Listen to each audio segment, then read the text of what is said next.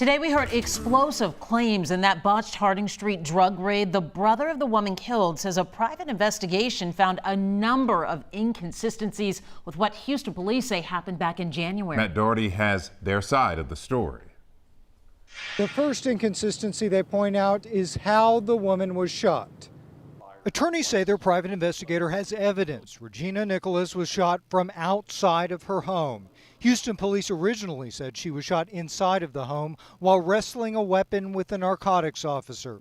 Attorneys say black tar heroin was never sold at the home. They say Regina Nicholas and Dennis Tuttle were not drug dealers. Police claimed they raided the home after a confidential informant bought drugs there, but nothing was ever found to prove that. The city and its command staff were very emphatic that this was the right house, that there had been an actual purchase of heroin in this heroin drug house that was feared by the neighbors. Actually bought black tar heroin at that location. Attorneys claim their private forensic investigator found 10 more bullets inside of the home 1 month after police finished their investigation. They say bullets were fired almost directly into walls at one point. Then they showed this cell phone video allegedly filmed by a neighbor 30 minutes after the shootout ended. Right there on the floor, guys.